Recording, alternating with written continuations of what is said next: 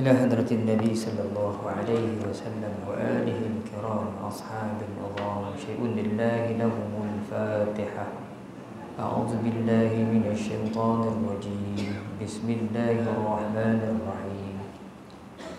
الحمد لله رب العالمين الرحمن الرحيم مالك يوم الدين إياك نعبد وإياك نستعين اهدنا الصراط المستقيم صراط الذين أنعمت عليهم غير المغضوب عليهم ولا الضالين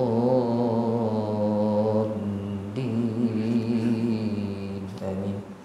أعوذ بالله من الشيطان الرجيم. بسم الله الرحمن الرحيم. الحمد لله رب العالمين والصلاة والسلام على أشرف الأنبياء والمرسلين وعلى آله وأصحابه أجمعين.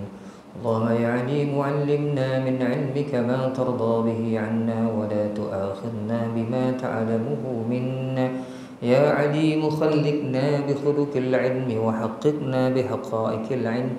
رب اشرح لنا صدورنا ويسر لنا أمورنا واحلل عقدة من ألسنتنا يفقه أقوالنا والحمد لله رب العالمين.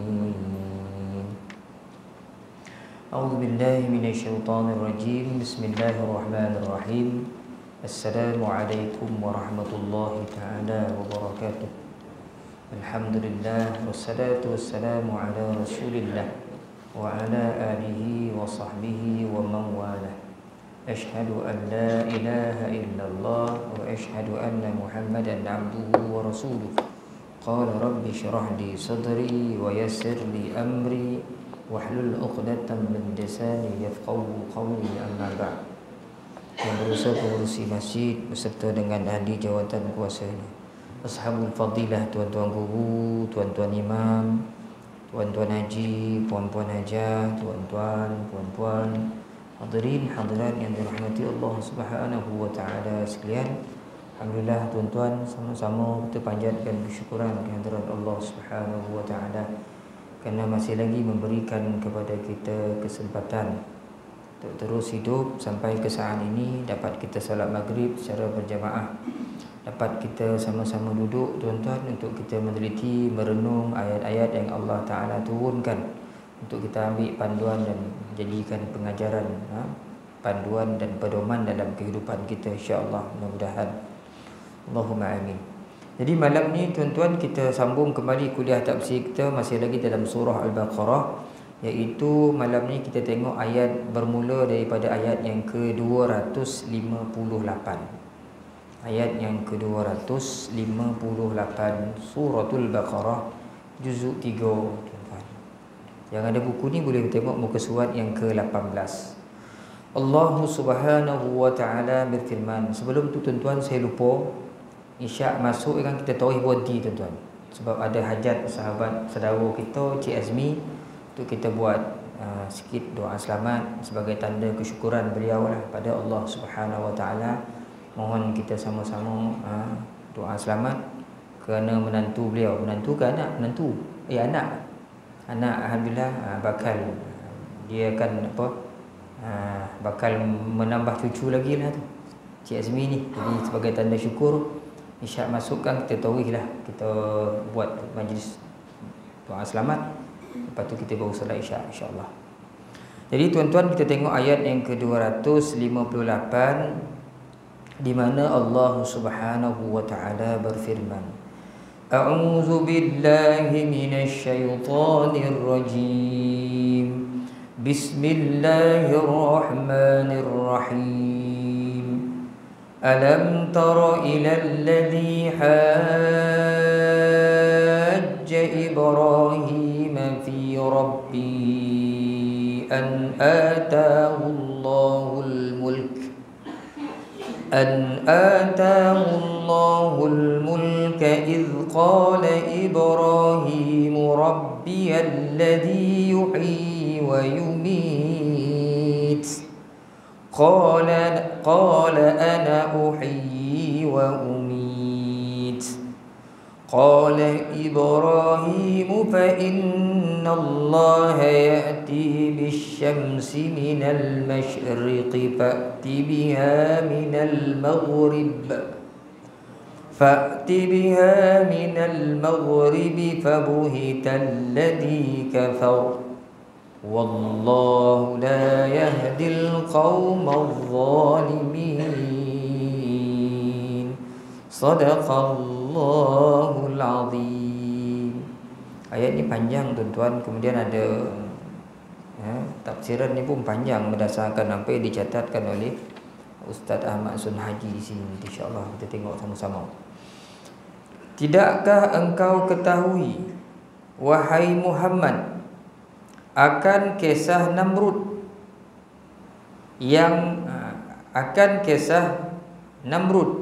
dalam ayat tak sebutlah nama Namrud, tapi ulama tafsir mengatakan ini Allah Ta'ala tanya Rasulullah, tidakkah engkau ketahui atau engkau lihat orang yang membantah Nabi Ibrahim, Namrud maksud dia, tentang Tuhannya, kerana Allah memberikan kerajaan kepadanya, iaitu kepada Namrud.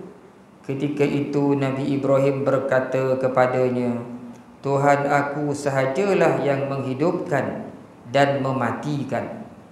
Namrud berkata, aku pun dapat menghidupkan dan mematikan.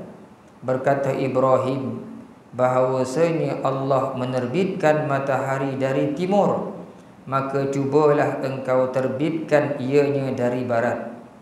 Maka bingunglah, yakni tidak terjawab oleh Namrud yang telah kufur itu.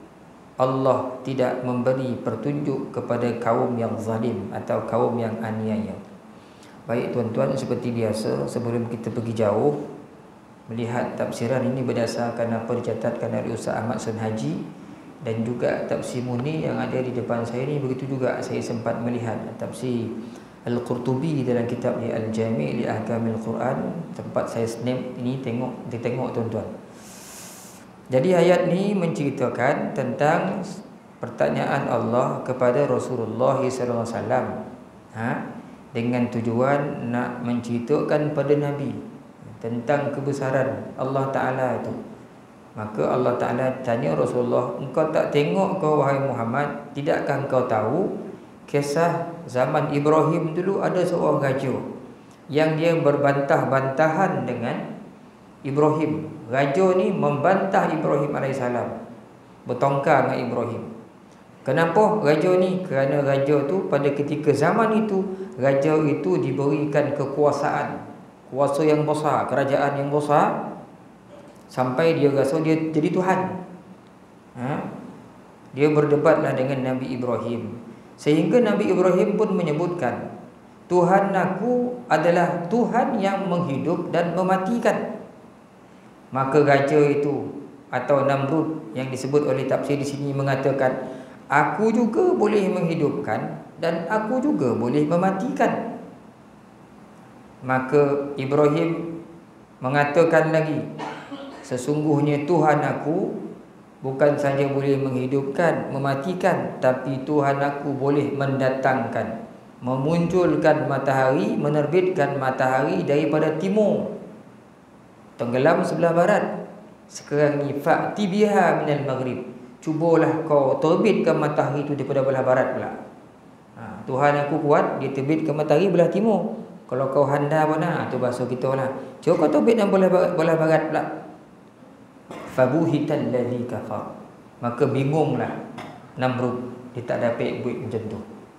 Wallahu la yahdil qaumadz zalimin, Allah tidak akan memberi petunjuk kepada orang-orang yang aniaya ataupun orang-orang yang zalim. Baik tuan-tuan, itu kefahaman umum ayat ni. Kita terus masuk ke dalam tafsiran ni tuan-tuan. Uraiannya berdasarkan apa yang dicatatkan oleh Ustaz Ahmad Sunhaji di sini. Pada ayat yang berbunyi alam tara ilal ladzi hajja Ibrahim. Sekejap tuan, jam tu mati ke tuan? Padan pada 8.45 bertadi tak pun tu. Orang tipu lah saya, oi dia hidup tipu dah jam tu. Okay. Tidakkah engkau ketahui orang yang membantah Ibrahim tentang Tuhannya? Allah Ta'ala tanya di sini. Yakni satu pertanyaan yang Allah Ta'ala bertanya, bukan nak beritahu dia tak tahu. Sampai tak pasal tanya Rasulullah, kau tahu tak? Tapi pertanyaan tu dalam bahasa Arab, ilmu bahasa Arab disebut sebagai istifham ta'jib. Nak titurkan satu bondo ganjil. Ditujukan kepada Rasulullah sallallahu alaihi wasallam. Lihatlah wahai Muhammad, betapa ganjilnya atau ajaibnya kisah Namrud sebagai taghut yang sangat menyesatkan orang-orang, hingga mereka itu dikeluarkannya dari cahaya yang terang benderang, yakni kebenaran, kepada gelap gelita kesesatan. Ayat ini sebagai bukti dari ayat terdahulu yang menyatakan taghut adalah pemimpin orang-orang yang kufur. Sebelum ini kita dah bincang apa sahaja pondok perkara yang menyosekkan orang, maka orang itu dipanggil taghut.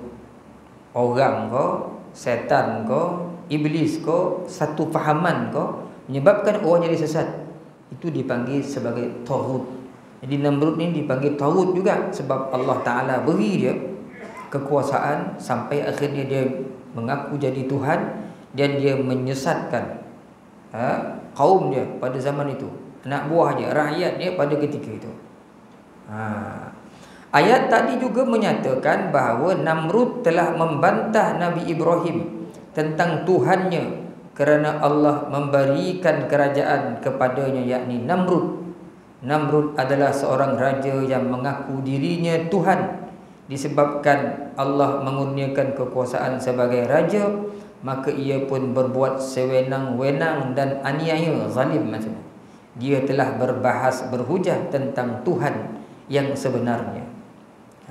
Jadi dalam ayat ni yang Allah Ta'ala nak cerita kepada Rasulullah ni, kisah Namrud yang berlaku zaman Nabi Ibrahim, yang dia berdebat dengan Nabi Ibrahim tentang Allah, tentang Tuhan. Bila masa berhujah tu, setengah riwayat, masa berhujah tu setelah Nabi Ibrahim membinasakan berhala-berhala kaum Raja Namrud. Bila ni? Iaitu ketika kaum dia pergi meraihkan satu pesta keramaian, Nabi ditinggalkan bilik ibadahnya, Nabi Ibrahim masuk dalam bilik ibadah tu, dipocah semua berhala tu kecuali satu berhala yang besar. Itu masuk dipecahkan. Ada setengah riwayat pula mengatakan masa dia berdebat, lepas tu kaum balik tengok berhala dah hancur. Dipanggil Nabi Ibrahim dalam suratul Anbiya atau suratul Hajj, suratul Anbiya. Dipanggil Nabi Ibrahim. Dia pun soal jawab. Berlakulah soal jawab ni. Setengah riwayat kata ketika ia telah telap dibakar oleh api yang dinyalakan oleh Namrud untuk menyeksanya. Nabi Ibrahim berkata, iaitu maksud firman Tuhan, firman Allah, Tuhan aku sahajalah yang menghidup dan mematikan. Namrud pula berkata, iaitu maksudnya firmannya, aku pun dapat menghidupkan dan mematikan. Riwayat yang kedua ni kata pula, bila masa Nabi Ibrahim ni berdebat, iaitu ketika dah habis bakar, tengok-tengok dia keluar, dia tak terbakar. Lepas itu mulalah berdebat Nabi Ibrahim dengan Namrud. Jadi itu kisah sejarah tentang Namrud ni. Dalam tafsir Munir ni ada juga diceritakan, tapi saya suka merujuk dalam tafsir Qutubi. Saya sempat snap tadi tentang siapa Namrud ni tuan-tuan. Siapa Namrud ni? Jadi Namrud ni dalam tafsir Qutubi disebutkan, yang dimaksudkan itu, kata Imam Qutubi, iaitu Namruz bin Kaushi bin Kan'an bin Sam bin Nuh. Keturunan Nabi Nuh kan. Nama Namrud ni Namrud bin Kaushi bin Kan'an bin Sam bin Nuh. Ini nama raja tu. Dan dia raja pada zaman itu yang kerajaannya cukup besar. Dialah raja yang telah membakar Nabi Ibrahim alaihi salam. telah membakar Nabi Ibrahim alaihi salam. Dan dia jugalah gajah yang diceritakan berdebat dengan Nabi Ibrahim ni berdasarkan apa yang disebut oleh Ibnu Abbas, Mujahid, wa Qatadah, wa Rabi', wa Suddi, wa Ibnu Ishaq, wa Zaid bin Aslam, dan ulama-ulama yang lain disebut. Di mana dia inilah yang akhirnya kerana kesombongannya nak menentang Allah Subhanahu wa taala, akhirnya dia diserbu oleh nyamuk. Ni kata imam-imam tadi, Allah Taala tak payah hantar sekat, perlu pandu apa, dia hantar nyamuk. Sehingga disebutkan oleh Imam Al-Qurtubi di sini bahawasanya Allah Subhanahu wa taala membuka satu pintu daripada langit. Ini Imam Qurtubi cerita.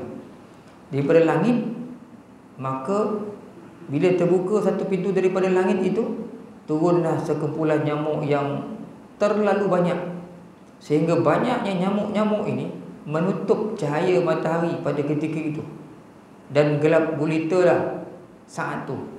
Dia banyak golap. Kan nyamuk suka golap-golap kan, dia terlalu banyak turun golap ni. Lepas tu nyamuk-nyamuk ni pun turun menyerbu kepada Namrud dan tenteranya. Habis semua, bahasa kita dilahap lah, gigit semua, siap koring semua tentera-tentera Namrud ni. Kecuali Namrud, ada seekor nyamuk masuk melalui telinga atau hidungnya terus ke otaknya, dan nyamuknya menggigit otak. Disebut oleh Imam Qurtubi sampai dia kesakitan, sehingga dia mohon pertolongan daripada salah seorang tenteranya yang duduk di sebelah itu supaya mengotuk kepala. Maka tentera ni kotuk kepala dengan pemukul yang cukup besar untuk keluarkan nyamuk daripada kepala ni. Sebab dia rasa dia handal benar. Nyamuk tu gigit otak-otak sikit-sikit, sehingga dia kesakitan, dan akhirnya nyamuk tu keluar. Dan dalam sirah ini menyebutkan, dalam kitab Qurtubi Al-Jami' li Ahkamil Quran ini menyebutkan, sehingga dia merana kesakitan selama 40 hari.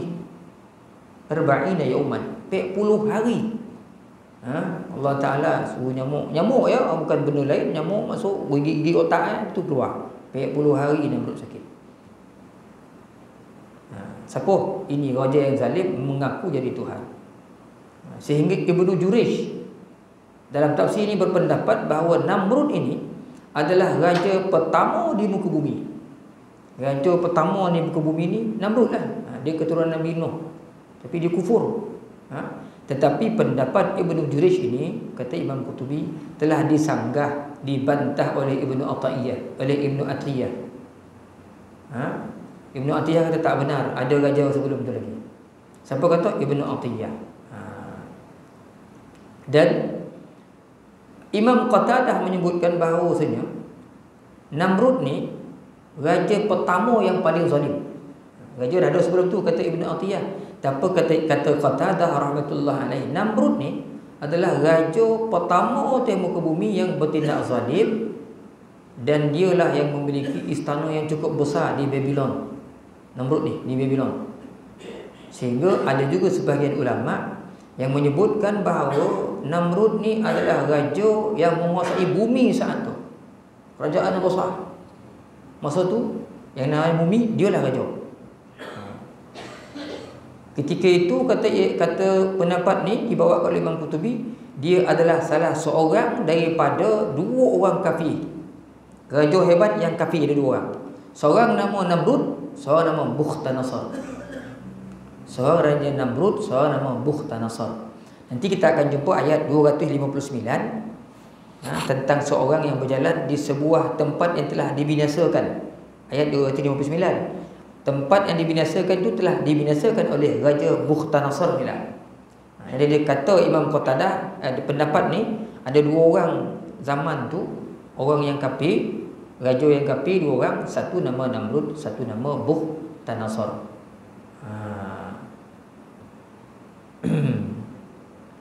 Dan diriwayatkan daripada Suhaili bahawa Namrud bin Kaushi bin Kan'an bin Ham bin Nuh ni adalah raja pada ketika itu, dan dia ni raja yang menguasai seluruh. Dia ni raja ni berkulit hitam. Orang yang kulit hitam, Namrud ni berkulit hitam. Dan dia mewarisi tahta kerajaan ni pada Ad-Dhahhak.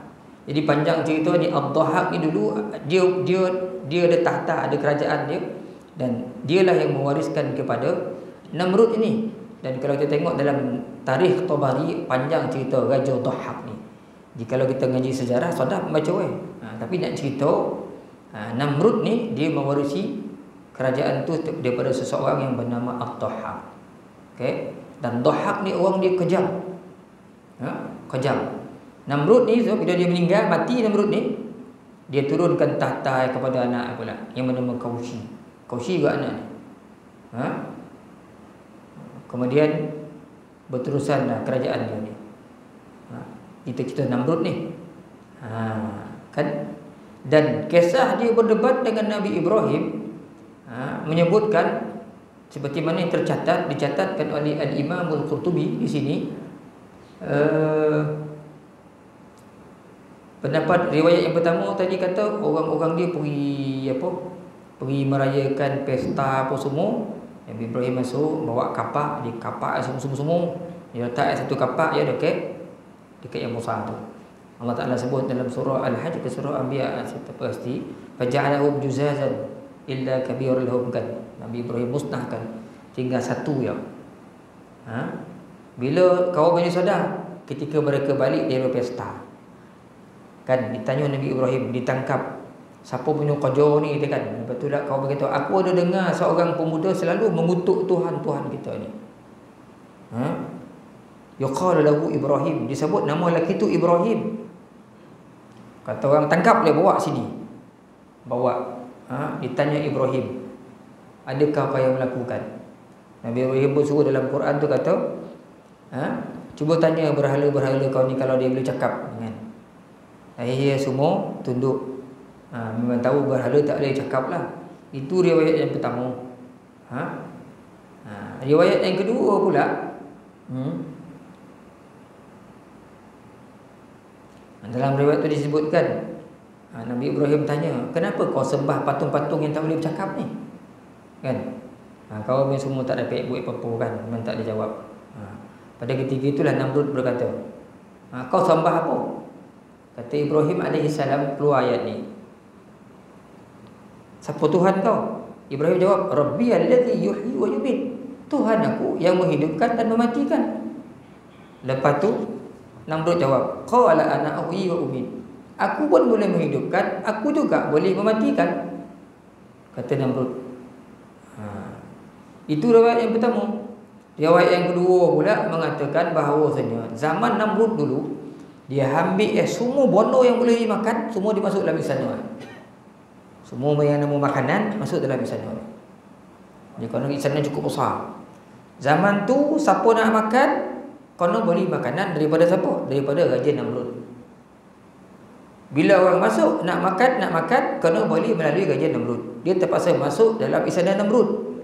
Jadi sebelum beli makanan tu, dia kena sujud dulu. Kena sujud ke Namrud. Namrud akan tanya, siapa Tuhan kau? Namrud. Barulah Namrud akan jual makanan tu. Ni kerja Namrud. Dia nak suruh rakyat yang beritahu, panggil dia Tuhan. Kan? Jadi semua orang masuk, rakyat bila nak beli makanan terpaksa jumpa Namrud. Kalau tidak, mati ke bulu. Jumpa Namrud, kau nak sujud dulu. Kau tanya, siapa Tuhan? Dia akan jawab, Tuhanku adalah Namrud. Kan? Berlainan pula dengan Nabi Ibrahim AS. Satu hari Nabi Ibrahim masuk, makanan tak ada. Dia masuk dalam istana Namrud nak beli makanan. Kata Imam Qurtubi sini, bukan cerita saya dah kan. Sampai sana, dia suruh sujud, Nabi Ibrahim tak sujud. Bila tak sujud, marahlah Namrud, tanya siapa Tuhan kau? Tuhan aku adalah yang menghidupkan dan yang mematikan. Namrud kata, aku pun boleh hidupkan, aku pun boleh matikan. Jadi Namrud dah goram. Dia jawapan dia, tak ada orang yang membantah cakap dia kecuali Ibrahim. Kan? Maka akhirnya Nabi Ibrahim tak diberi makanan. Baliklah Ibrahim alaihi salam dalam keadaan tangan kosong. Dalam keadaan tangan kosong. Jadi maknanya nak beli makanan boleh, tapi kono mengaku dia sebagai Tuhan. Jadi dalam persoalan tu kita kena beri tak nak sujud, dia tanya siapa Tuhan kau? Tuhan aku yang menghidup yang matikan. Kata dia, aku pun boleh hidupkan, aku pun boleh matikan. Kata Nabi Ibrahim, Tuhan aku boleh munculkan matahari di sebelah timur. Cuba kau munculkan di sebelah barat. Namrud pun tak boleh jawab soalan tu. Akhirnya Nabi Ibrahim, tuan-tuan, dia balik dalam keadaan tangan kosong, kelaparan, bawa 2 buni. Dalam keadaan tu dia fikir, apa nak bagi ke anak-anak makan ni, ke bini ni.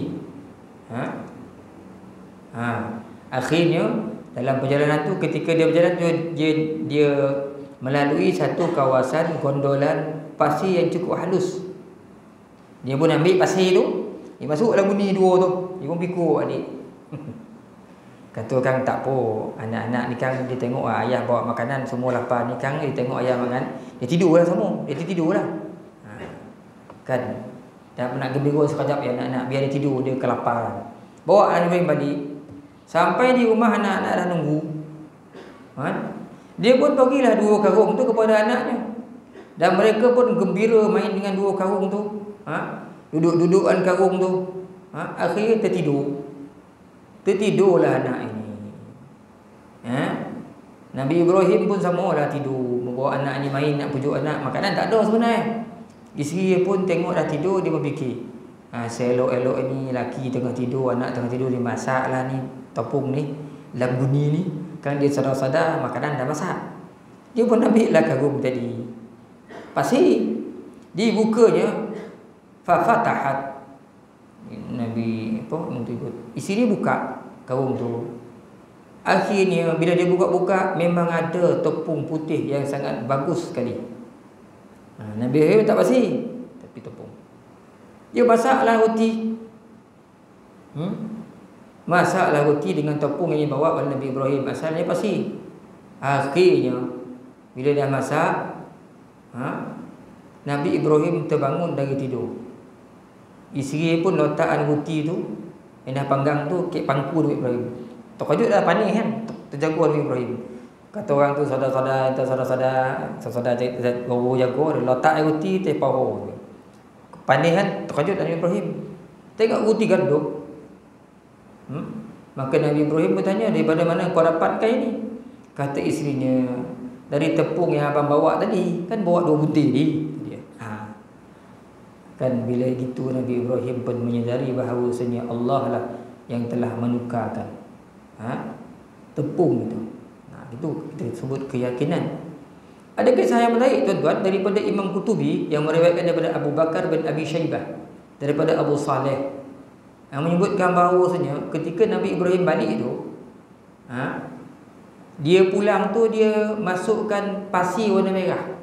Bukan tadi pasir habis. Ni satu riwayat kata dia masukkan pasir warna merah. Dia masukkan pasir tu dalam kantung bokeh yang dia bawa tu, buni yang dia bawa tu.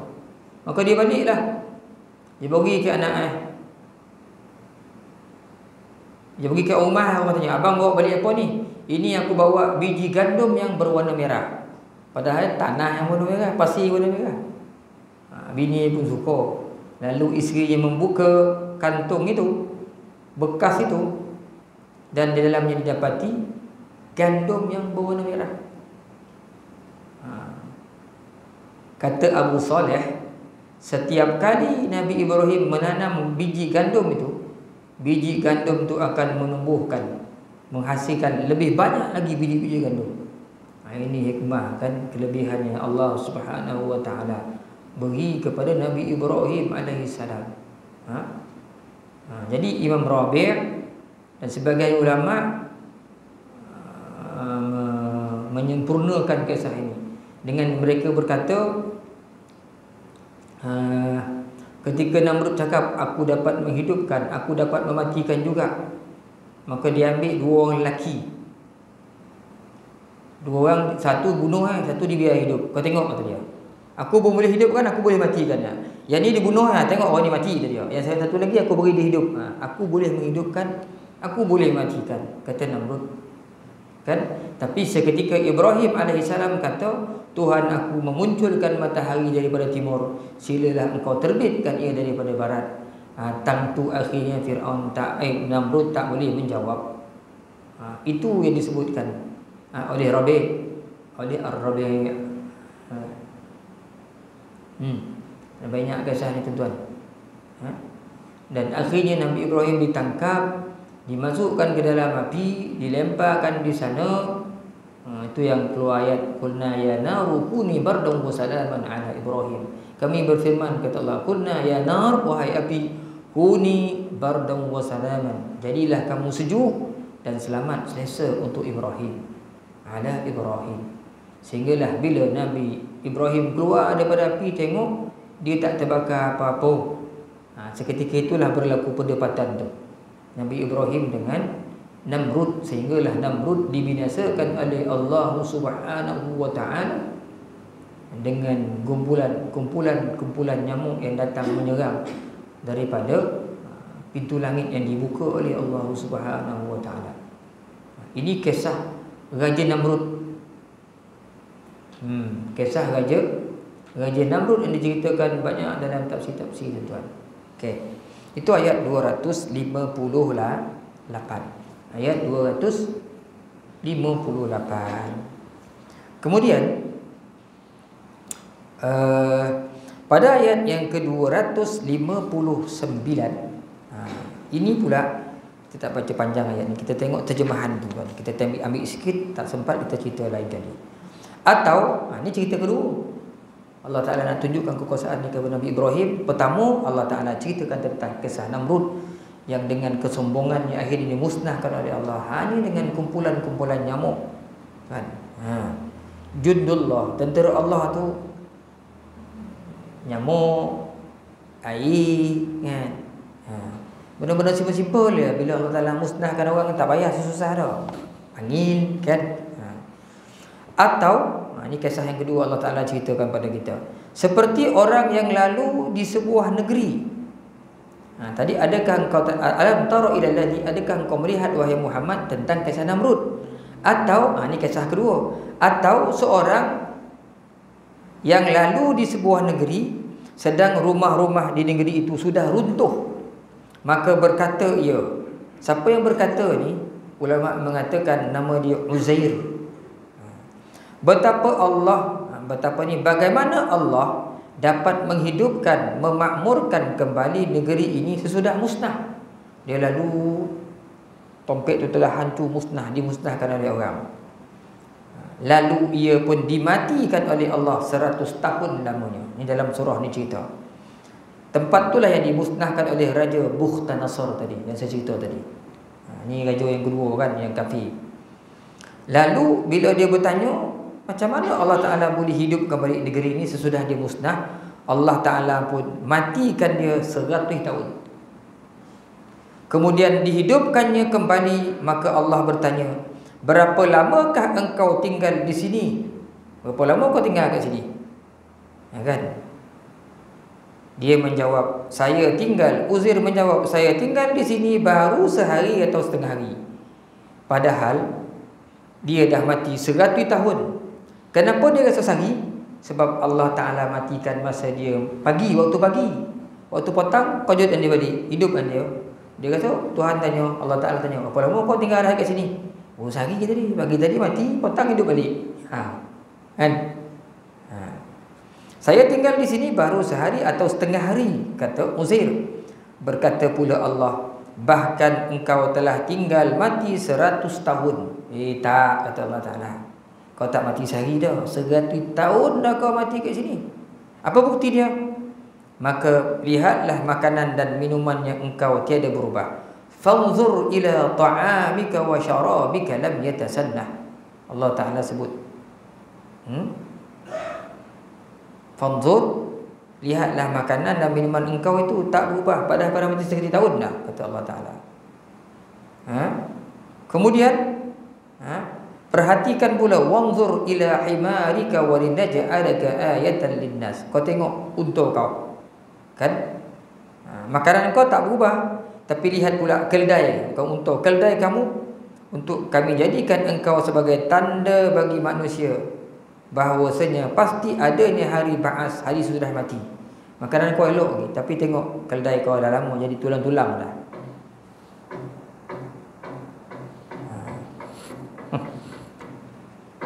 Kita ni, kita sambung kemudian tu. Kemudian perhatikan tulang-tulang itu. Ni unta dah jadi tulang semua ni kan. Keldai dah jadi tulang ni. Perhatikanlah tulang-tulang itu. Bagaimana kami angkatkan, kembalikan semula menjadi kepada keadaan asal. Kemudian kami bungkus dengan daging. Setelah nyata baginya yang demikian itu, berkatalah ia, yakni Uzair berkata, saya tahu ini, saya yakinlah bahawasanya Allah berkuasa di atas segala sesuatu. Bila Allah Ta'ala hidupkan balik, maka dia pun sebut, qala a'lamu anna Allah ala kulli syai'in qadir. Katanya, aku naik saksi ya Allah bahawasanya engkau lah Tuhan atas segala sesuatu, berkuasa atas segala sesuatu. Allah Ta'ala nak buat apa pun tuan, dia boleh buat berdasarkan kemahuannya. Bila masa Allah Ta'ala nak buat tu, zaman dulu-dulu sampai ke zaman sekarang, boleh berlaku kepada siapa-siapa sahaja atas izin dan kehendak daripada Allah Subhanahu wa Ta'ala. Saya ingat tuan-tuan, dah bunyi tu siren tu, seperti mana kita sebut tadi, kita berhenti sekejap. Kita tangguhkan kat sini, insya-Allah panjang umur nanti akan datang tuan, kita cerita balik. Kita itu baru kefahaman ayat. Kita akan cerita kisah macam mana Uzair ni dimatikan oleh Allah, memakan masa sampai 100 tahun tu, insya-Allah tuan-tuan. Kalau panjang umur ada rezeki, kita cerita pada minggu akan datang. Wallahu a'lam. Aqulu qawli hadza, sallallahu alaihi wa lakum. Assalamualaikum warahmatullahi taala wabarakatuh. Kita